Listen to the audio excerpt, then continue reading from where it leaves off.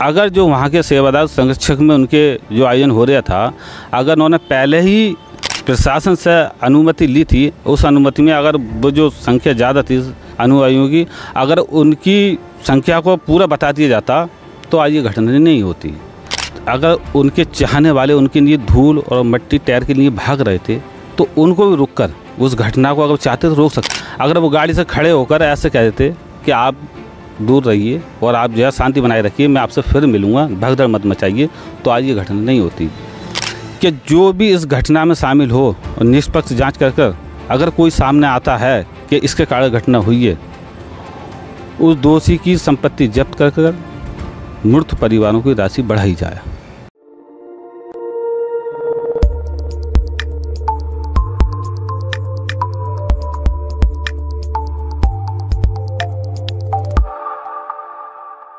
नमस्कार, स्वागत है आपका। आप देख रहे हैं नापतोल न्यूज और मैं हूं आपके साथ रामू गठेरिया। इस वक्त हम मौजूद हैं उत्तर प्रदेश बरेली जनपद के नगर सिरौली के आंवला रोड शांति गार्डन पर, और आज हमारे साथ यहां पर खास मेहमान मौजूद हैं युवजन वेलफेयर सोसाइटी के प्रदेश अध्यक्ष आलम खान जी। जैसा कि 1 जुलाई को उत्तर प्रदेश के हाथरस में जो घटना घटित हुई, सत्संग में जो घटना घटित हुई, जिसमें 121 लोगों ने अपनी जान गंवा दी, किसी ने अपने बहन को खो दिया, किसी ने अपनी माँ को खो दिया, किसी ने अपनी घरवाली को खो दिया।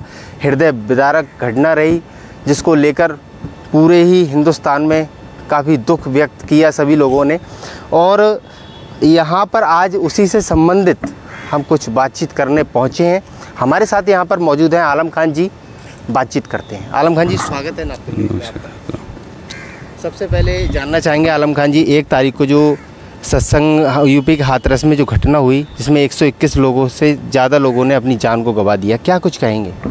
सबसे पहले जिन लोगों के साथ घटना हुई और उनकी मृत्यु हो गई, उनके लिए शोक संवेदनाएं व्यक्त करते हैं और उन परिवारों के लिए हमारे हमेशा संवेदना और सदा हम उनके साथ रहेंगे और उन परिवारों के लिए तसल्ली दी जाए। सबसे पहली बात यह है कि जो हाथरस में आयोजन हुआ वो बहुत दुख बड़ी घटना है। उस घटना को लेकर देश विदेश की लोगों को भी झंझोड़ कर रख दिया है। ये घटना ऐसी हुई है कि 130 करोड़ जनता को झंझोड़ कर रख दिया है। आयोजन करना गलत नहीं है। हमारे हिंदुस्तान की परंपरा है कि सभी समाज के लोग रहते हैं और आयोजन होते रहते हैं और आगे भी होंगे। आयोजन कभी ख़त्म नहीं होते हैं, आयोजन होंगे और आयोजन होना भी चाहिए। ये देश की जो भावना है और जो आस्था है वो मजबूत रहती है। आयोजन की दुरुस्त व्यवस्था जो दुरुस्त ना करना वो गलत है और उसी कारण ये घटना हुई है। अगर जो वहाँ के सेवादार संरक्षक में उनके जो आयोजन हो रहा था, अगर उन्होंने पहले ही प्रशासन से अनुमति ली थी, उस अनुमति में अगर वो जो संख्या ज़्यादा थी अनुयायियों की, अगर उनकी संख्या को पूरा बता दिया जाता तो आज ये घटना नहीं होती। उन्होंने 80,000 की दी, 2.5 लाख लोग वहाँ पहुँचे। जब 2.5 लाख लोग वहाँ पहुँचे तो 2.5 लाख के हिसाब से तो पुलिस ने व्यवस्था करी नहीं थी, न वहाँ सुरक्षा तैनात करी थी। अगर वहाँ पर 80,000 के हिसाब से वह सुरक्षा तैनात थी, सुरक्षा बल थे वहाँ पर, अगर 2.5 लाख की सुरक्षा 2.5 लाख के हिसाब से अगर वहाँ परमिशन ली जाती तो उस हिसाब से पुलिस वहाँ सुरक्षा 2.5 लाख के हिसाब से लगती। आज ये घटना नहीं होती। और बड़ी बात यह है कि जो ये घटना हुई है, ये घटना के बाद अगर उनके चाहने वाले उनके लिए धूल और मिट्टी टायर के लिए भाग रहे थे तो उनको भी रुककर उस घटना को अगर चाहते तो रोक सकते थे। जो वो वहाँ के बाबा धर्मगुरु जी थे वो रोक सकते थे। अगर वो गाड़ी से खड़े होकर ऐसे कह देते कि आप दूर रहिए और आप जो है शांति बनाए रखिए, मैं आपसे फिर मिलूँगा, भगदड़ मत मचाइए, तो आज ये घटना नहीं होती। और आज जो भी उस घटना के अंदर FIR हुई है तो उनका नाम तो है ही नहीं, FIR उनका नाम नहीं है, वो FIR से अभी दूर है। अब ये निष्पक्ष जांच हो रही है और जांच करने के बाद दूध का दूध, दूध का पानी हो जाएगा। और हम ये चाहते हैं, मांग करते हैं माननीय मुख्यमंत्री उत्तर प्रदेश के योगी आदित्यनाथ जी से कि जो भी इस घटना में शामिल हो और निष्पक्ष जांच कर अगर कोई सामने आता है कि इसके कारण घटना हुई है, उस दोषी की संपत्ति जब्त कर मृत परिवारों की राशि बढ़ाई जाए, उनको मुआवजा बढ़ा कर दिया जाए। उसी की संपत्ति अटैच कर उसकी संपत्ति नीलाम कर उसकी संपत्ति जो है मृत परिवारों को दी जाए।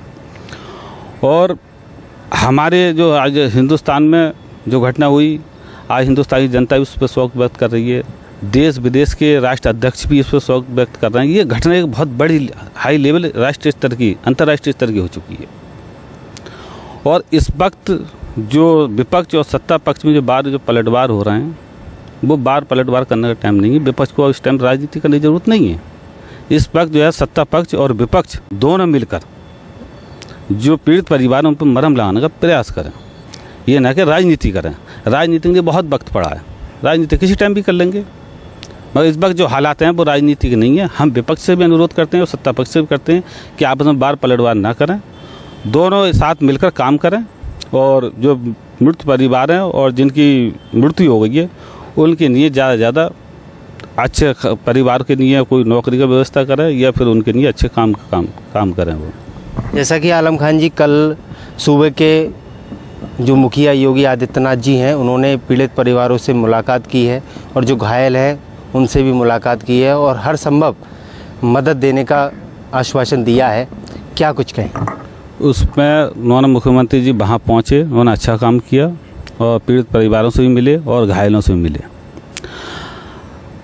उसमें जो 2-2 लाख का जो मुआवजा दिया गया है, उसमें 2-2 लाख के बजाय उस मुआवजे को बढ़ाकर कम से कम 10-10 लाख रुपए कर देना चाहिए, क्योंकि ज़्यादातर वो गरीब ही लोग होते हैं और गरीब लोगों के हिसाब से 2-2 लाख का मुआवजा कम है। हम चाहते हैं कि उनके मुआवजे जो है कम से कम 10-10 लाख रुपए होने चाहिए। और माननीय मुख्यमंत्री जी उत्तर प्रदेश के जो हैं वो बहुत अच्छे मुख्यमंत्री हैं, वो इस बात को सुनेंगे और उसका जो है उनके मुआवजे की धनराशि बढ़ाएंगे।